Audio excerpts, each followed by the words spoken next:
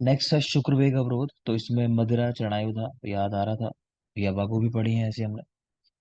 अपान वायु का वेग धारण, इसमें कुछ खास नहीं। स्नेहन स्वेदन वर्ती वातर चिकित्साएं।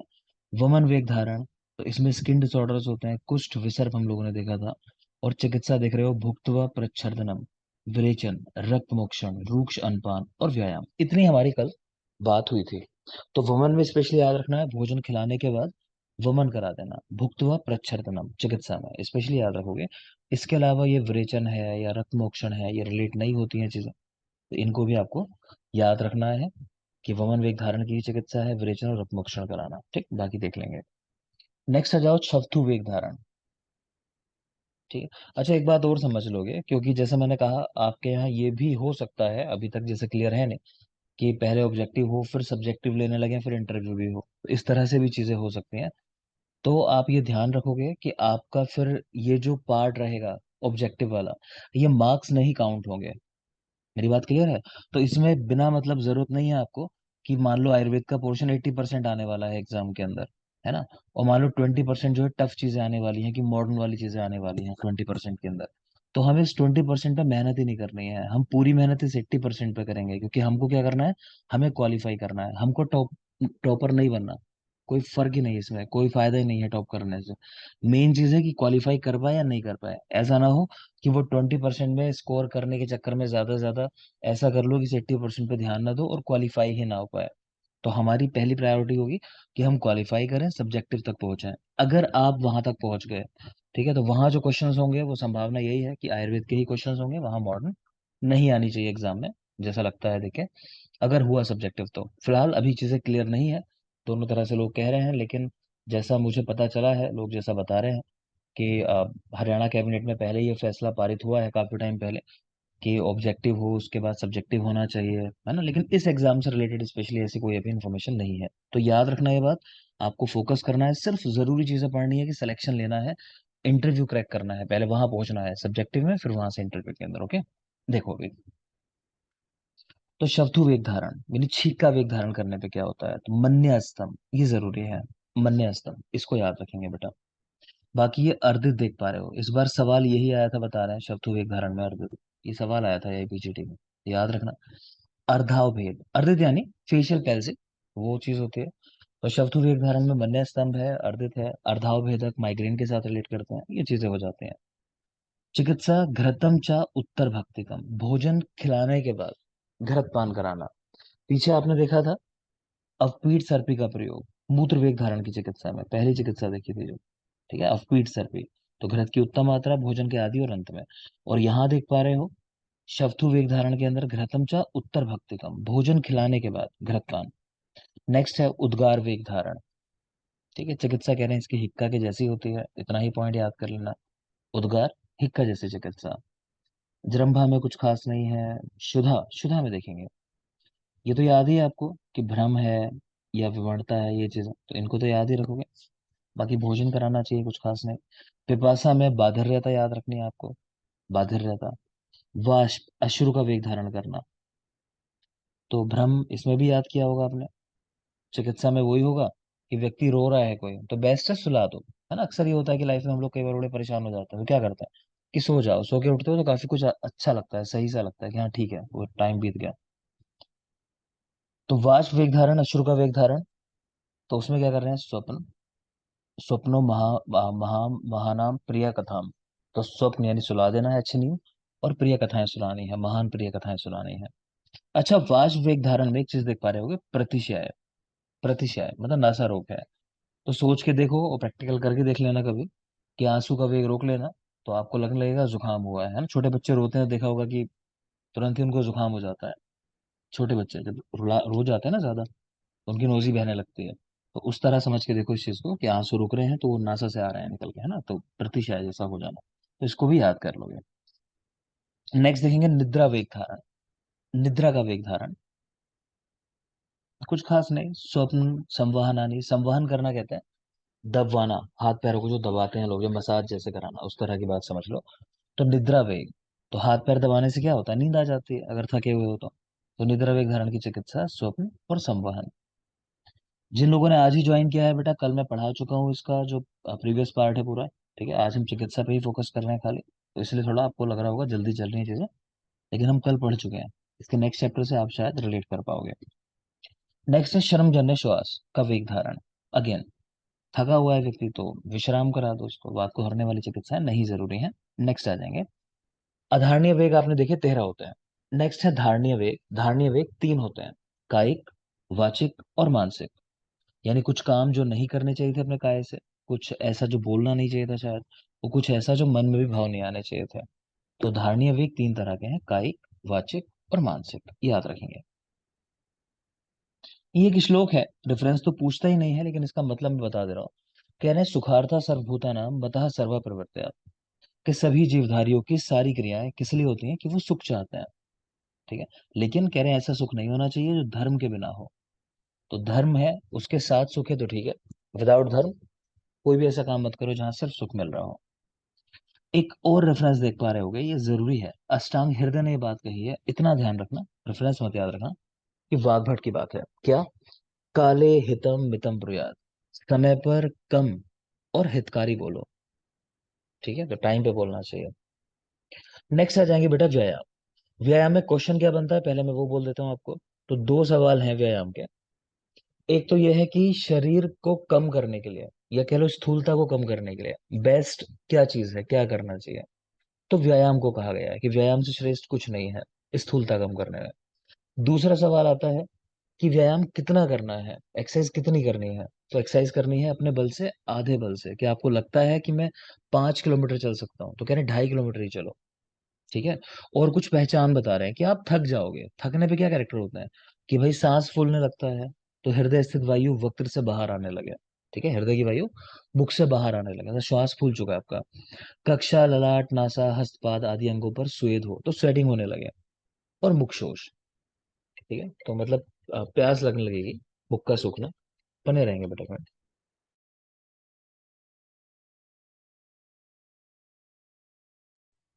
आगे चलता हूँ। तो यहाँ देख पा रहे हो व्यायाम क्या होता है, शरीर चेष्टा या चेष्टा स्थैर्यार्था बलवर्धिनी, कि वो चेष्टा जो हमारे शरीर की स्थिरता बढ़ाए, हमारे बल को बढ़ाए, उसको व्यायाम कहते हैं। शरीर आयास जनकम कर्म व्यायाम संकेतम, शरीर में आयास उत्पन्न करे, थकावट उत्पन्न करे, वो व्यायाम होता है। कितनी मात्रा, तो आधा बल, हृदय से वायु वक्र से आने लगे, स्वेटिंग होने लगे, और मुक्षोष। आगे चलेंगे। अधिक व्यायाम से हानि बता रहे हैं, कि ज्यादा भी नहीं करना है व्यायाम। क्यों, कह रहे हैं जिस तरह हाथी जो है, उसको अगर शेर खींच के ले जाने की कोशिश करने लगे, शेर वैसे बहुत ताकतवर होता है, है ना, सिंह। लेकिन सोचो गज को खींचने लगे, हाथी को खींच के ले जाने लगे, तो क्या होगा, तो खुद का विनाश हो जाएगा, मर जाएगा, है ना। उसी तरह अधिक व्यायाम नहीं करना, एक लेवल तक ही करना है। आगे चलेंगे। एक श्लोक लिखा है, वातला अद्या सदा आतुरा।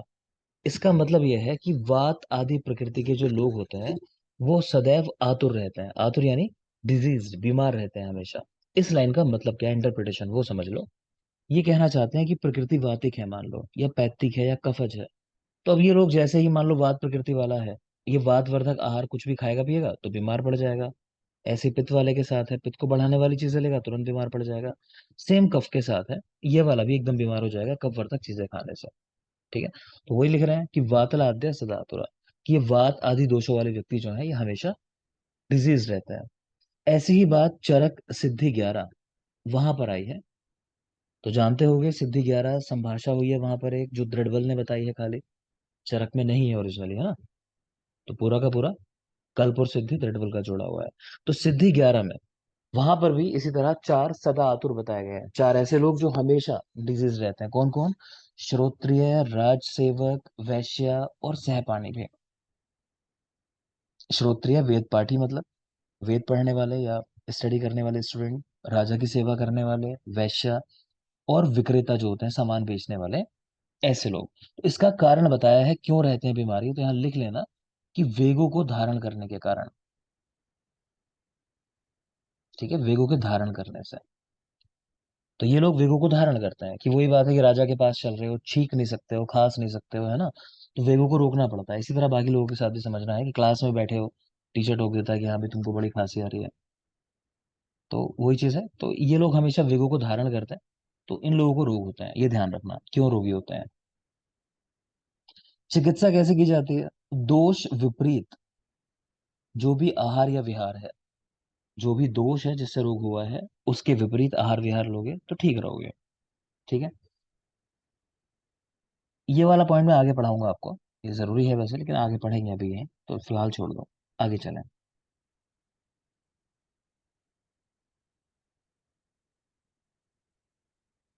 ये देख लोगे, हित अहित सेवन का पादांशिक क्रम, कि कैसे मान लो आप कुछ खा रहे हो और आपके डॉक्टर ने कहा भाई गलत है, ये नहीं खाना चाहिए आपको, आपको ये चीजें खानी चाहिए। तो कैसे आप वो चीज छोड़ोगे धीरे धीरे जो आपके लिए हार्मफुल है, और कैसे धीरे धीरे अच्छी वाली चीज को लेना शुरू करोगे। तो यहाँ 7 दिन में जैसे बताया किस तरह छोड़ सकते हैं। तो देखो, एक भाग पथ्य का और 3 भाग अपथ्य के पहले दिन। कैसे समझना है? ऐसे समझ लो कि मैं आपको कह रहा हूँ कि आपको ना उड़द की दाल नहीं खानी चाहिए, मूंग की दाल खानी चाहिए। चलो रोटी में ले लेते हैं, आसान हो जाएगा। मान लो रोटियां हैं, तो आप मान लो गेहूं की रोटी खाते हो, और मैंने आपको कहा गेहूं की रोटी नहीं खानी है आपको, अब से आपको चावल की रोटी खानी है, मान लेते हैं, ठीक। तो मान लो आपकी डाइट 4 रोटी की है, तो क्या करना है? पहले दिन आपको एक भाग पत्थे का लेना है। मैंने चावल की रोटी कही है ना, तो एक रोटी चावल वाली हो जाएगी, 3 रोटी जो आप ले रहे थे गेहूं की वो लेनी है। फिर कह रहे हैं दूसरे तीसरे दिन दोनों रोटियां आधी आधी कर दो, अब 2 रोटियां कर दो चावल वाली और 2 कर दो गेहूं वाली। चौथे पांचवे छठे दिन अब क्या करेंगे? अब 3 रोटियां कर देंगे चावल वाली और एक रोटी गेहूं वाली। और लास्ट में फिर 7th डे पूरी की पूरी 4 की 4 रोटी कौन सी हो जाएंगी? चावल वाली हो जाएंगी। तो ये बताया हुआ है पादांशिक क्रम, इसका मतलब है चीजों को धीरे धीरे धीरे छोड़ना चाहिए। पादांशिक का मतलब ये समझ सकते हो कि 1/4 के क्रम में छोड़ना और शुरू करना। समझ रहे हो ना आप, एक भाग और 3 भाग इस तरह करके। तो 1/4 जो है वो पत्थर का ले लिया। तो ये मतलब है पादांशिक क्रम का, पाद यानी 1/4। ठीक है, नहीं समझ में आया तो पूछा आपसे कहीं नहीं जाएगा, मैं इसलिए समझा रहा हूँ कि आगे मान लो सब्जेक्टिव में इस तरह के क्वेश्चन आ जाए कि पादांशिक क्रम से क्या समझते हो। तो मतलब ये है धीरे धीरे पत्थे को त्यागना है और धीरे धीरे पत्थे को फॉलो करना है। यही एक सवाल का मुझे जवाब दोगे। मंजिता, हाँ जी सर। यम दंस्ट्रा किसने दिया? कितने दिन का समय है? सर सारंग में 16 दिन।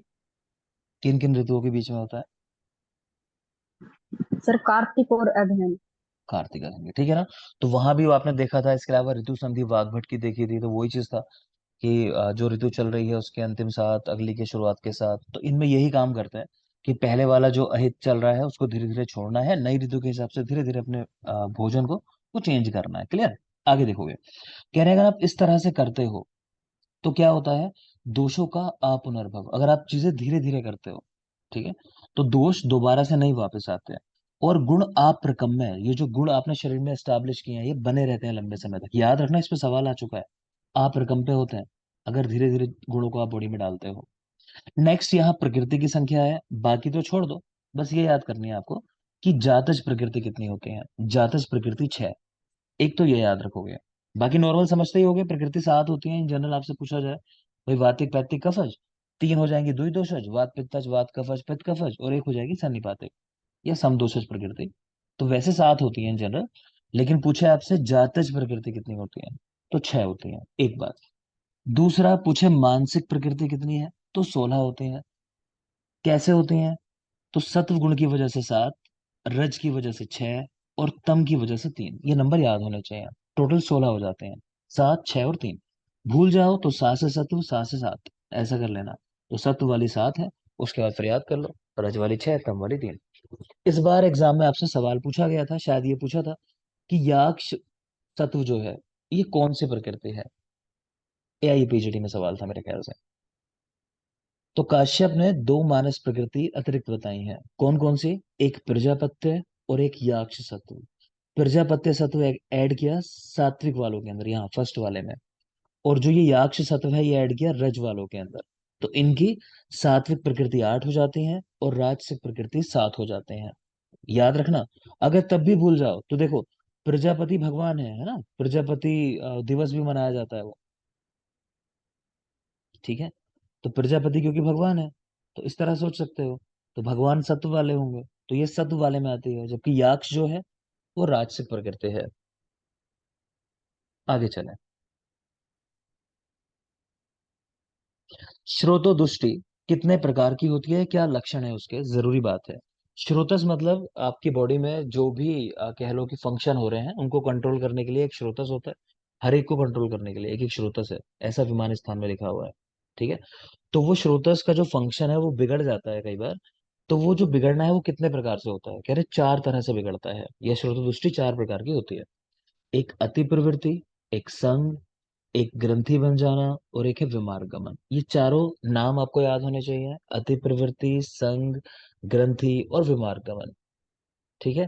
जनरली आपसे सवाल जो करता है एग्जाम में वो अति प्रवृत्ति वाले पूछ चुका है, कि जैसे जैसी कंडीशन हो कि मान लो किसी को कैंसर हुआ है, तो मतलब क्या हुआ है कि वहां पे वो टिश्यू ज्यादा बनने लगा है, तो अति प्रवृत्ति हो गई, इस तरह से समझना है। ठीक है। और जैसे संग है मान लो, तो हाइपोथायरॉयडिज्म जैसी कंडीशन है। ठीक है। तो जहाँ पे प्रॉपर नहीं अमाउंट आ रहा है किसी हार्मोन का, तो मतलब वहां पे संग हुआ है, कहीं ना कहीं रुकावट हो रही है। ग्रंथि तो कहीं भी आपको ऐसा लगता है कि कोई जैसे गांठ बन गई, जैसे एक सवाल बहुत कॉमनली आता है कि ऑब्स्ट्रक्टिव जॉन्डिस हो जाता है जब पैंक्रियास के हेड में कार्सिनोमा हो जाता है। पैंक्रियाटिक हेड कार्सिनोमा हो जाता है ना, तो उसमें आप देखोगे तो वहां पे क्या होता है कि रास्ता रुक जाता है, जो बाइल है वो आ नहीं पाता है आगे। तो वहां रुकावट हो गई, कोई ग्रंथि बन गई है, कोई गांठ बन गई है। क्लियर। तो इस तरह से सवाल कर लेता है, तो आपको थोड़ा सा खुद से इंटरप्रिटेट करना है, सवाल आ जाए तो कि क्या कहना चाह रहा है। ठीक। आगे चलेंगे। ये बेटा श्लोक जो है इसका मतलब बहुत सिंपल है। हेमंतिकम दोषायम बसंते प्रवाहयम, ये क्या श्लोक है। पीछे आपको मैंने वो बताया होगा, संचय प्रकोप प्रशमन, सबने याद कर लिया होगा। एक पूछ लेता हूँ चलो, मैं तो आइडिया लगेगा सबको याद है या नहीं है। बता देंगे मुझे। Ravinder, Ravinder, yes ah, sir. Yes sir. Acharya Vagbhata के अनुसार कफ का संचय प्रकोप प्रशमन बता दोगे। सर शिशिर शिशिर वसंत ग्रीष्म। बहुत सही। ठीक है। संचय प्रकोप प्रशमन। ठीक है बेटा, ठीक है रविंदर। तो शिशिर बसंत और ग्रीष्म, कफ का संचय प्रकोप और प्रशमन। ठीक है। तो हम दोषों को कब निकालते हैं, प्रकोप की अवस्था में निकालते हैं। तो ये भी जो श्लोक है ना, यही कह रहे हैं कि हेमंत में जो दोष संचय हुआ उसको बसंत में निकाल दो। ठीक। तो ऐसे ही बाकियों के लिए भी लिखा हुआ है। आपको तीनों का याद ही होगा, वात पित्त कफ का, तो वही श्लोक है ये शारीर दो का श्लोक है ओरिजिनली। किसी टाइम में इसका रेफरेंस पूछा करता था, तो अब ये जरूरी रहा ही नहीं हमारे लिए। बेसिक हमको याद है। दूसरा इसी तरह यहां समझ लोगे, यहाँ भी वही है कि कब संशोधन कराना है। तो वात के लिए नभ, पित्त के लिए सह, और कफ के लिए मधु, वो जो ऋतुएं आपको दूसरी वाली पढ़ाई थी, तो आपको याद रखना है। वात पित्त कफ के लिए क्रमशः जो उनका निर्हरण करना है, तो कब करना है, नभ सह मधु में, नभ सह मधु क्रमशः। इसी तरह जो अगला डिवीजन था ऋतुओं का, एक और माघ फागुन वाला, उसमें अगर हम देखें तो वो ऋतुएं कौन सी आती हैं सामने निकल के, श्रावण अघन और चैत्र। हम इसको ऐसे याद रखते हैं, state Ayurveda college, SAC। Trick है हमारी, S का मतलब सावन या श्रवण, A का मतलब अघन है, और C का मतलब है चैत्र। ये भी याद रखोगे। वाग्भट ने क्या कर दिया, अघन की जगह यहाँ पर कार्तिक कर दिया है, ये उनका डिफरेंस है, ये भी आपको याद रखना है। वाग्भट SAC की जगह SKC। ठीक है। बात क्लियर है, कोई डाउट किसी को इसमें जो मैंने कहा। ठीक है। तो बेटा शर्त वही है, लेकिन आपको जो ऋतुएं मैंने कल याद करने को दी थी, जिसने नहीं याद की होंगी तो वो उसको लग रहा होगा क्या बात चल रही है, तो वो गलती है। हाँ, तो वो कल याद कर लेना अगर नहीं अभी भी की है तो ये बातें समझ में आ जाएंगी क्या बातें चल रही हैं। आगे चलते हैं। नेक्स्ट है चैप्टर नंबर 8। चैप्टर का नाम है इंद्रियोपक्रमणीय अध्याय, इंद्रियोपक्रमणीय अध्याय। तो फर्स्ट ही पॉइंट लिखा है, इंद्रियों की वृत्तियां पांच होती हैं, है ना, इंद्रियां पांच है उनकी, पांच कैरेक्टर हैं जिनको ग्रहण करती हैं, तो पांच वृत्तियां हैं उनकी। इंद्रियों की वृत्तियां पांच, नंबर याद रखोगे सीधा। मन कैसा होता है, मन अतीन्द्रिय है, यानी मन को आप जान नहीं सकते, किसी के मन को, इंद्रियों से परे की बात है ना, किसी के मन का पता ही नहीं चलता वो क्या सोच रहा है, कि हमारा फायदा नुकसान। तो मन अतीन्द्रिय है। मन के दो गुण हैं, आगे लिख लोगे। मन दो गुण, चैप्टर 1 में वैसे आपको बताए थे, कौन कौन से, अणुत्वम चा एकत्वम, मन अणु होता है और मन एक होता है। अणु होना और एक होना, ये मन के दो कैरेक्टर हैं। नेक्स्ट देखोगे, मनहा पुरः सराणी, कि मन सबसे आगे चलता है। अगर मन है तो चीजें आप सही से करते रहोगे। अगर मन नहीं है तो क्लास में पढ़ नहीं पाओगे, बैठे हुए तो हो। मन चल रहा है, मान लो कि आज ही इंडिया का मैच होता, वर्ल्ड कप चल रहा होता, तो लड़के जो है खासकर उनका मन कहाँ रहता है कि अरे मैच चल रहा है, इधर क्लास चल रही है, मजबूरी है। तो वहां क्या है, आपका मन तो कहीं और लगा हुआ है। तो वही चीज कह रहे हैं कि मन सबसे आगे रहता है। अगर मन है तो वो चीज मिलेगी, आपको ज्ञान मिलेगा जो पढ़ना चाहते हो, कुछ करना चाहते हो, अदरवाइज नहीं। ठीक है, तो याद रखना किसके लिए कहा गया पुरः सराणी, तो मन के लिए। मन सबसे आगे चलता है। मन का लक्षण, लक्षण क्या है? तो लक्षण मनसो ज्ञानस्य अभाव भाव एव च। ज्ञान का होना या ना होना, ये मन का लक्षण है। तीनों अलग अलग बातें हैं, आपको याद रखनी है। पूछे मन के गुण कितने हैं, तो दो, अणु होना और एक होना। ठीक है, मन सबसे आगे चलता है, मन पुरः सराणे। मन के लक्षणों में मेन बात यही है, ज्ञान का होना और ना होना। ये मन के ऊपर डिपेंड करता है, जैसे मैंने समझा दिया कि मन नहीं है तो कुछ भी नहीं मिलने वाला है फिर। अगली जरूरी बात, ये एक टेबल बनी हुई है। ठीक है, इसको पंच पंचक करके भी लिखते हैं, 5 चीजें हैं इसके अंदर। तो आपको जो समझना है बस वो बता रहा हूँ मैं आपको। तो बेटा ये पांचों इंद्रियों के नाम लिखे हुए हैं एक तरफ, और यहाँ देख पा रहे हो पांचों इंद्रियों के अधिष्ठान है। तो आपको ये पता होना चाहिए कि साधारण बोलचाल में आप जो शब्द इस्तेमाल करते हो, कि आपसे कोई पूछ लेता है कि बताओ आपकी श्रोत्र इंद्रिय कहाँ है, तो आप कान के ऊपर हाथ रख देते हो, है ना, सोच के कि ये कान जो है।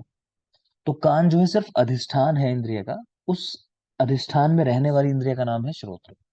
ठीक है, तो जो साधारण भाषा में आप शब्द बोलते हो अपनी बोलचाल में, वो अधिष्ठान है, और जो टफ शब्द हैं वो इंद्रियां हैं हमारी। तो देख लेंगे, जैसे कर्ण यानी कान अगर कहना चाहो तो, ऐसे ही त्वचा, फिर आंखें, है ना, अक्षि, जीवा और नासा। तो ये सब क्या है, अधिष्ठान है। इनके जो टफ शब्द हैं, कि श्रोत्र हुआ वो इंद्रिय है, देखो।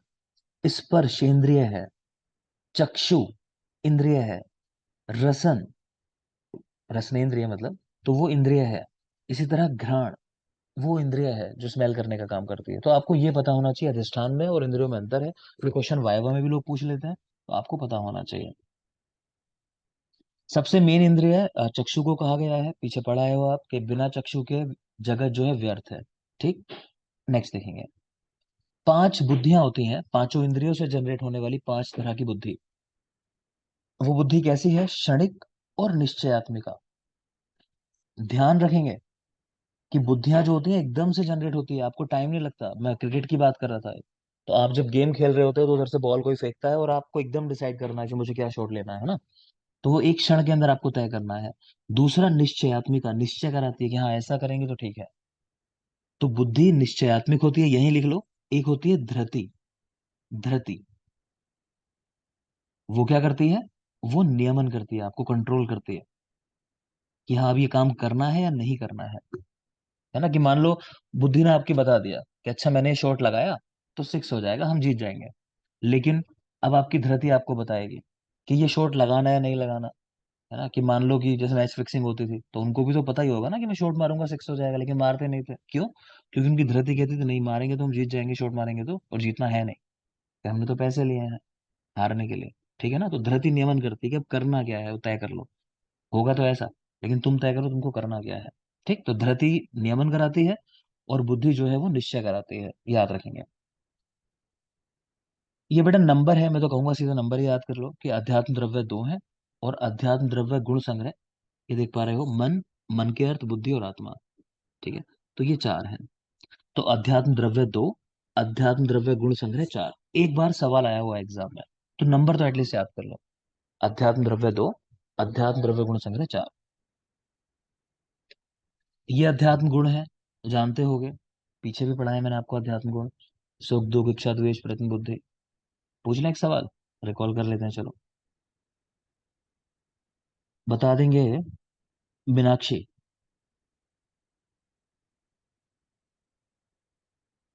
मीनाक्षी बेटा आप क्लास की कल की आपने, कल परसों की क्लास की है पहले वाली? हाँ जी सर की है। की है ना क्लासेस पहले की? तो मुझे बता दोगे आधि भौतिक गुण कितने होते हैं?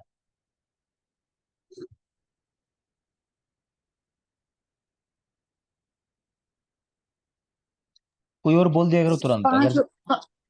गलत है तो। Thirty sir five 35। 35 है। ठीक है, सिर्फ यही आध्यात्मिक गुण हटा दो उन सारे गुणों में से, 41 में से, तो जो बचते हैं 35, वो आ जाते हैं हमारे आधि भौतिक गुण। ठीक है बेटा, आपके सवाल तो बिल्कुल ऐसे होने चाहिए कि इधर पूछा उधर जवाब आ जाए। ठीक है, एमओ का पेपर जब क्वेश्चन आता होगा ना वो इसी लेवल पे आता है, याद रखना। एमओ वाले पेपर में दिमाग नहीं लगाना पड़ता ज्यादा, वहां सीधा होता है, आया तो आया, नहीं आया तो नहीं आया, ये तय है। ठीक है, तो उसी लेवल पे तैयारी करनी है कि सवाल आया तो हम सोचेंगे भी नहीं, एकदम जवाब आ जाएगा हमारा। आगे देखो, एक सवाल पूछते हैं कि इंद्रियां जो होती हैं अपने विषयों को ही ग्रहण क्यों करती हैं, ऐसा क्यों नहीं करती कि मान लो श्रोत्र इंद्रिय है, वो स्मेल करने का काम करने लगे। तो उसका कारण ये दे रहे हैं कि इंद्रियों का ये स्वभाव है अपना। ठीक है, वो विभू है, मतलब अपनी भगवान है, अपने ही भगवान। तो उनका मन है कि उनको क्या करना है। और दूसरा, शारीरिक स्थान में इसके लिए और ज्यादा लॉजिकल पॉइंट मिलता है, सामने चाहो तो लिख लो, कि ये जो होती हैं अपने तुल्य योनि द्रव्यों को ग्रहण करती हैं। तुल्य योनि द्रव्य, या जो भी अर्थ है, तुल्य योनि अर्थ, ये वर्ड लिख लेना। ठीक है, आगे चलेंगे। मन के अर्थ लिखे हुए हैं यहाँ, तो एक ही लिखा है इस चैप्टर के अंदर, लेकिन शारीरिक स्थान में दिए हुए हैं चिंत्य, विचार्य, ऊया, ध्येय, संकल्प में विचार। 5 चीजें हैं ये। अगेन, श्लोक भी याद करना है, ये लाइन भी याद करनी है, और टोटल नंबर भी याद करना है कि मन के अर्थ कितने होते हैं। तो मन के अर्थ 5 लिख लिया करो। मन के अर्थ 5 कौन कौन से? चिंता करना, विचार करना, ऊया करना, ध्येय करना मतलब कोई सोचना किसी चीज को, और संकल्प करना। 5 चीजें। तो ये मन के अर्थ है। मन के अर्थ 5, मन के गुण 2, अणु होना, एक होना। ठीक है, मन का लक्षण, ज्ञान का होना और ना होना। सब पढ़ा दिया आपको, इस तरह से सवाल आते हैं। नेक्स्ट आ जाएंगे चैप्टर नंबर 9। चैप्टर का नाम है खुड्डाक चतुष्पाद अध्याय। खुड्डाक शब्द का मतलब होता है स्मॉल होना, और ये शब्द बौद्ध दर्शन से आया है। आगे आ जाओ। आचार्य चरक के अनुसार चतुष्पाद में क्या क्या चीजें आती हैं, तो ये क्रम देख पा रहे होगे। भीषक, द्रव्याणु, उपस्थाता, रोगी, पाद चतुष्टयम, ये क्रम आपको याद होना चाहिए। ये चरक का क्रम है। क्या क्या है? पहले चिकित्सक है भीषक, फिर द्रव्य मतलब मेडिसिन जो भी आप यूज कर रहे हो, फिर उपस्थाता मतलब आपका हेल्पिंग स्टाफ, नर्सिंग स्टाफ जो भी है, और लास्ट में लिखा है रोगी। तो ये आपको बिल्कुल याद करना है। अब देखो, सुश्रुत काश्यप, रिसेंटली मैंने तो कहीं देखा नहीं सवाल पूछा गया हो, लेकिन हाँ भेल के ऊपर पूछा गया है। तो मैं आपको यहाँ बचा रहा हूँ, मैं नहीं कह रहा इसको याद करो, एआई पीजीडी में तो मैं याद करवाता हूँ, लेकिन फिलहाल आप पहले वाली लाइन चरक वाली वो याद रखोगे, और दूसरा ये भेल वाला पॉइंट भी याद कर लोगे। भेल का क्या क्रम है, उसमें भी दो जरूरी बातें हैं, कि भेल ने भेषज को पहले नंबर पे रख दिया इजी करने के लिए। देखो, भेल और भेषज है ना, एक जैसे हैं, भेल तो भेषज। तो पहले नंबर पे उन्होंने भेषज को रखा है, प्लस जो चिकित्सक है यानी वैद्य, उसको सबसे लास्ट में रख दिया, नंबर 4th पे। तो आचार्य भेल, भेषज पहले नंबर पे है इनके अनुसार, और वैद्य जो है वो लास्ट में है नंबर 4 पे। तो बिल्कुल याद रखोगे। अगले श्लोक देख पा रहे हो, पथ्य सति गदार्थस्य किम औषध निषेवणम, पथ्य सति गदार्थस्य किम औषध निषेवणम। इस श्लोक का मतलब है कि अगर आप पथ्य का पालन करते हो तो आपको रोग ही नहीं होंगे, तो आपके लिए मेडिसिन लेना ना लेना बराबर ही है, तो मतलब क्यों लेनी मेडिसिन। इसी तरह कि आप पथ्य का पालन नहीं करते हो तो आपके लिए भी सेम ही है, मेडिसिन लेना ना लेना क्यों, ठीक तो होने वाले नहीं हो कि पथ्य का पालन नहीं कर रहे हो। तो ये पथ्य का इंपॉर्टेंस बताया है किसने? वैदिक जीवन एक बुक है, किसकी है? अब आप लिख लो, नाम पीछे भी आया था वैसे, तब मैंने नहीं याद कराया था, लिख लोलिंग ले। करेक्ट है बेटा। तो लोलिम, लोलिंग लोलिम्बराज नाम लिख लेंगे, लोलिम्बराज। उनकी बुक है वैदिक जीवन। ठीक है, तो इसको बिल्कुल याद रखेंगे, वैदिक जीवन बाय लोलिम्बराज। आगे चलिए। पिछले चैप्टर के एक दो पॉइंट है वो यहाँ लिखे गए अगले चैप्टर के अंदर, उनको भी देख ही लो आप, अगर कुछ काम का होगा बता दूंगा मैं। ये देख लो बस, ये 2-3 पॉइंट है, इनको हल्का सा नजर डाल लो, कि जो शुभ वस्तुएं हैं उनके दक्षिण भाग से नहीं जाना चाहिए। ठीक है, चैप्टर 8 में आपको बताया था ना कि स्वस्थ व्रत का उल्लेख कहाँ है, तो चैप्टर नंबर 5 में है। सदव्रत का उल्लेख कहाँ है, चैप्टर नंबर 8 में है। तो ये कुछ सदव्रत की बातें हैं कि जो भी शुभ चीजें आप समझते हो उनकी दक्षिण साइड से होके नहीं जाना चाहिए, दक्षिण यानी राइट साइड से। और जो भी अशुभ चीजें हैं उनके लेफ्ट साइड से नहीं जाना चाहिए, वाम भाग से नहीं जाना चाहिए। ठीक है, ये पॉइंट बहुत जरूरी है अगला वाला, कि मांस, हरितक, शुष्क शाक और फल, ये पर्युषित स्टेल बासी भी खा सकते हो। ठीक है, कुछ टाइम के रखे हुए हो तब भी इनको खा सकते हो, है ना। फल हैं ऐसे ही, शुष्क शाक जो इस्तेमाल किए जाते हैं वो किए जाने हैं, मांस जानते ही हो, और हरी तक जो हरी चीजें हैं उपयोग की, तो वो सारी चीजें पर्युषित भी खा सकते हैं कह रहे हैं, तो याद रखेंगे। संध्या के समय कुछ चीजें करने को मना है, तो एक नजर डालो क्या क्या चीजें मना है और कितनी है। तो 4 चीजें चरक ने मना की हैं और भाव प्रकाश ने 5 चीजें मना की हैं। चरक की 4 चीजों में भोजन मना कर रहे हैं शाम को करने को, है ना। अभी आप ज्यादातर लोग के इंटरव्यू सुनते होगे, अभी से मनोज वाजपेयी का इंटरव्यू देख रहा था, तो वो कह रहा था कि मैं शाम को खाना ही नहीं खाता, पिछले 20 साल हो गए मुझे, है ना, मेरे पापा भी नहीं खाते थे, तो इसलिए हम यंग रहते हैं, उसका कहना था। खैर, तो भोजन नहीं करना है संध्या के समय, अध्ययन करने को मना किया गया है, ठीक है, मैथुन और शयन, ये चारों चीजें संध्या के समय मना है, नहीं करनी है।